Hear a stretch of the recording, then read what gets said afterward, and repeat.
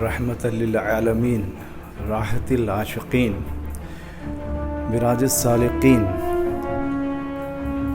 मुहिब्बिल फुक़रा वल गुरबा वल यतामा वल मसाकीन। उड़ते हुए घोड़े एंड अर्न दिस फ्लैग जो कुरान में आके लिखा है बकायदा, उसका मजाक बनाना शुरू कर तू। 6 साल की बच्ची से प्यार करके आखिरत में क्या मिलेगा वो तो होके है, लेकिन दुनिया में भी इनको छोड़ा नहीं जाएगा, खुदा इनको नहीं छोड़ेगा।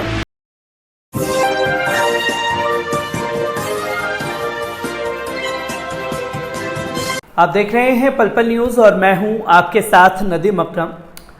लगातार टीवी चैनल डिबेट में मर्यादाएं लांघी जा रही हैं। जहां पहले मुसलमानों को गालियां दी जा रही थी, इस्लाम धर्म के बारे में तमाम ज्ञान बांटा जा रहा था जो असल में इस्लाम को जानते तक नहीं, पर अब ये नेशनल टेलीविजन पर लाइव प्रोग्राम में बैठ करके गुस्ताखे रसूल किया गया है। हजरत मोहम्मद सल्लल्लाहु अलैहि वसल्लम की शान में गुस्ताखी की गई और जिस तरीके के शब्दों का भारतीय जनता पार्टी की प्रवक्ता नुपुर शर्मा ने इस्तेमाल किया, उससे देश में बवाल मचा हुआ है। तमाम लोग सोशल मीडिया पर अरेस्ट नुपुर शर्मा जैसे हैशटैग चलाते हुए दिखाई दे रहे हैं। तो वहीं नुपुर शर्मा ये कह रही हैं कि मैंने कोई बयान नहीं दिया, मुसलमानों ने ही मेरे वीडियो को एडिट करके सामने रख दिया, जिसकी वजह से मेरे खिलाफ ये माहौल बनाया जा रहा है।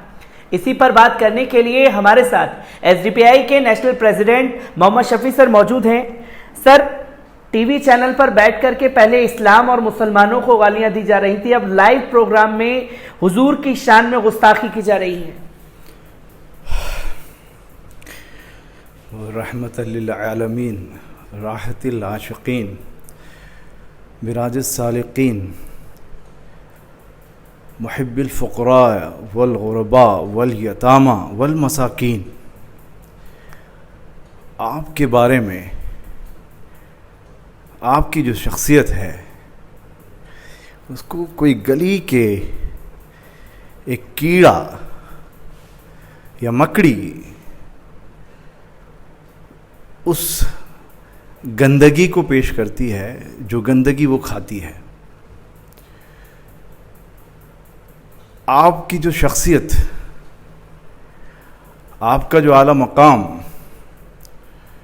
जिन्होंने उन पर रिसर्च की है, आपने बहुत बड़े राइटर ऑथर एलन हार्ट को पढ़ा हो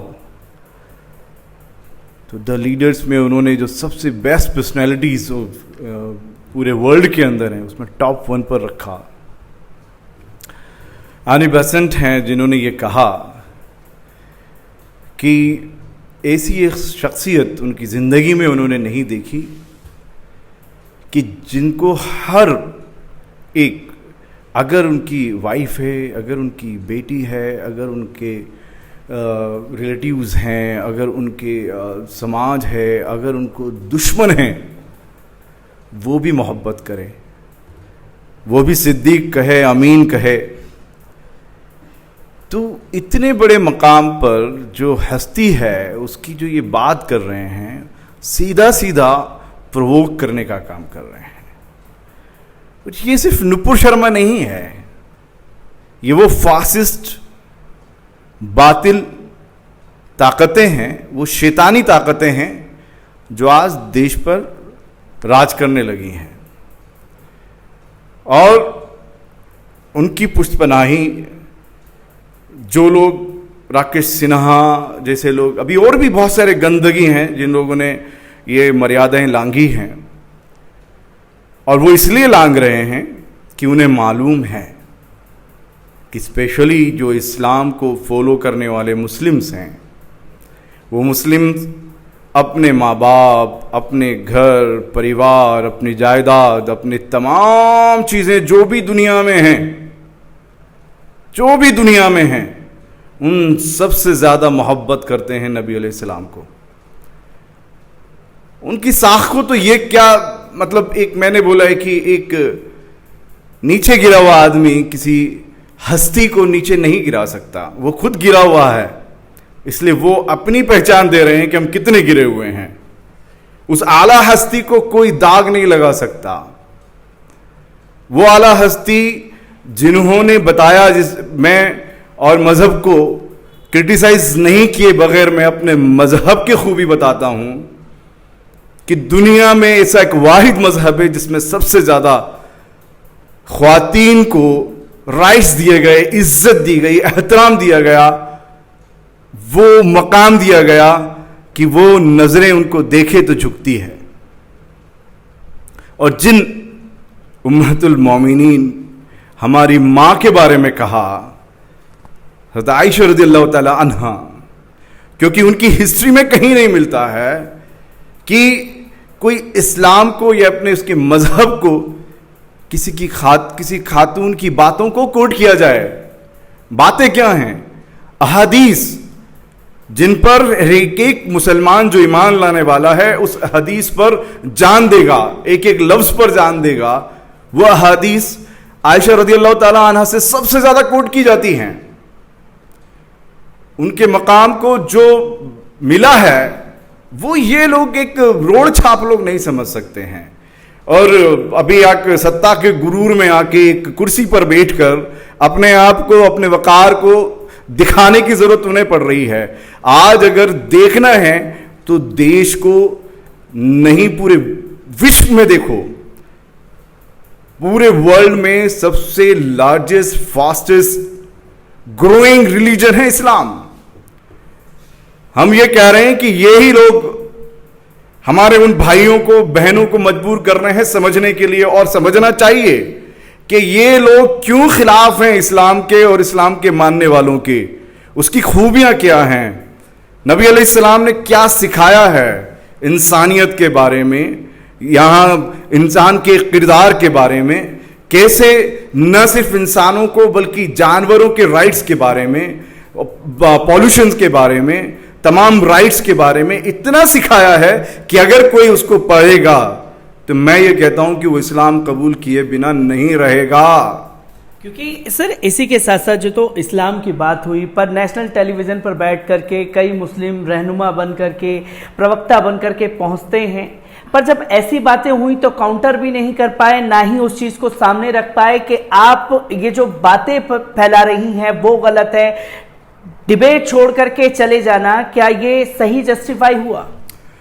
नंबर वन तो हमको इतना एक आइडिया होना चाहिए, ये मीडिया हमारा फोर्थ पिलर वाला मीडिया नहीं है इंडिया का।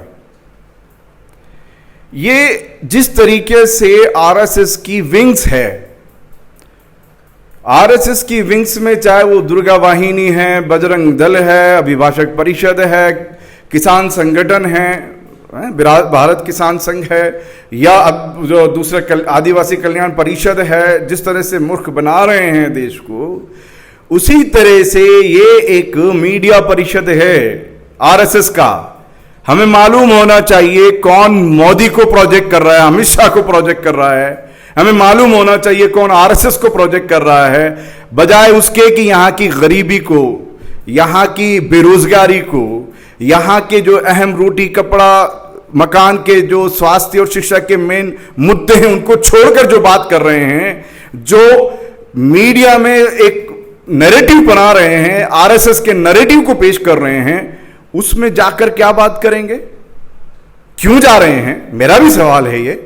बाकी ये देश हमारा लोकतांत्रिक मुल्क है, सबको आजादी है अपने जीने की, अपने करने की, उस आजादी के हिसाब से जाते हैं, जाइए, लेकिन अब मजहब इस्लाम का मजाक मत बनाइए। जो लोग नहीं जानते हैं वो लोग वहां जाने का कोई फायदा नहीं है, और जो लोग जा रहे हैं नहीं जानते हुए भी और फिर भी नहीं समझ रहे हैं, तो मैं उनको क्या बोलूंगा, कितने समझदार हैं आप खुद उसका अंदाजा लगा सकते। सर इसी के साथ साथ ये भी देखने को मिला, पहले तो लाइव डिबेट में बैठ करके हुजूर साहब की शान में गुस्ताखी की गई, दूसरा जब लोग एफआईआर दर्ज कराने के लिए थाने पहुंच रहे हैं तो सिर्फ कंप्लेनिंग लेटर लिख दिया जा रहा है, एफआईआर होगी या नहीं होगी इसके बारे में किसी को कोई राय नहीं दी जा रही। तो कैसे देखते हैं कि मुसलमानों की जो आस्था है उसके साथ खिलवाड़ है, चाहे कोई भी कुछ भी आकर के बोले एफआईआर दर्ज नहीं होगी। एक तो हालांकि हमारा एक गुलबर्गा से डिस्ट्रिक्ट प्रेसिडेंट ने भी FIR लॉन्च कराई है और वो हुई है। लेकिन पूरे इंडिया के अंदर जो हाल बन गया है ये बहुत सोचने का मकाम है। और जो ये काम हो रहा है कि मतलब आस्था खेली जा रही है और ये आस्था के अंदर एक पर्टिकुलर एक कम्युनिटी को टारगेट करके एक माहौल बनाया जा रहा है 2024 के लिए।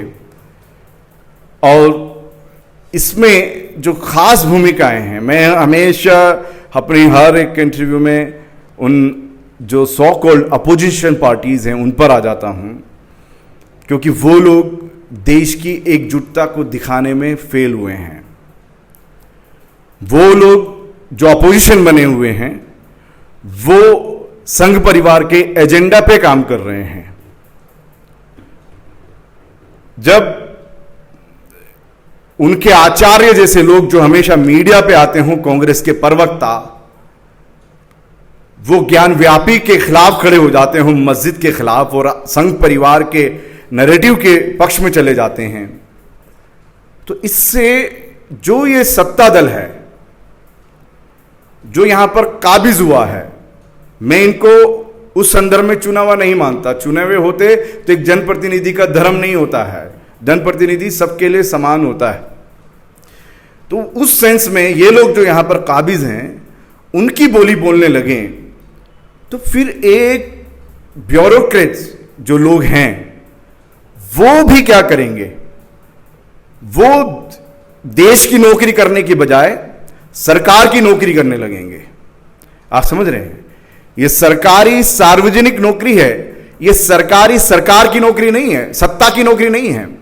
तो जो सत्ता की नौकरी करने लग गए हैं वो जो भी पिलर्स हो हमारे, अगर 4 पिलर्स अगर बजाय पब्लिक के काम करने के गवर्नमेंट के लिए काम करने लगेंगे, सत्ता के लिए काम करने लगेंगे, तो देश बर्बाद होगा। आपने सवाल पूछा है कि ये क्यों नहीं हो रहा है, उसका अहम रीजन यही है कि आज जो सिस्टम है वो सिस्टम इंडिया या पब्लिक की सर्विस नहीं कर रहा है। पर्टिकुलर ये 2-3 जो इस देश को चला रहे हैं उनकी नौकरी कर रहा है, सत्ता की नौकरी कर रहा है। इसलिए ये सब जो हो रहा है इसकी शॉकिंग होने की जरूरत नहीं है। एक आखिरी सवाल सर आपसे लेना चाहूंगा, क्योंकि कुछ मुस्लिम तंजीमें आ गए हैं जो ये कहती हुई मोदी जी को लेटर लिख रही हैं, देश के गृह मंत्री को लेटर लिख रही हैं कि भारतीय जनता पार्टी की प्रवक्ता को उनके पद से हटाया जाए, पार्टी से निकाला जाए, और कुछ लोग गिरफ्तारी की मांग कर रहे हैं। ऐसे में क्या देखते हैं कि सिर्फ उन्हें उनके पद से हटा देना सारी गलती माफ हो जाएगी? ये तो इस पूरी सत्ता को ही हटाना पड़ेगा और ये समझना है कि अल्लाह ने ये सब लिस्ट अल्लाह के सामने है, और ये जो लिस्ट बन रही है खास तौर पर हमारे आका नबी अलैहिस्सलाम का नाम इन नापाक जुबानों से आने लगा है। ये जो नापाक जुबानों से नाम आने लगा है ये सब लिखा जा रहा है और अल्लाह देख रहा है। इनको आखिरत में क्या मिलेगा वो तो होके है, लेकिन दुनिया में भी इनको छोड़ा नहीं जाएगा, खुदा इनको नहीं छोड़ेगा, दुनिया में भी छोड़ा नहीं जाएगा। हाँ।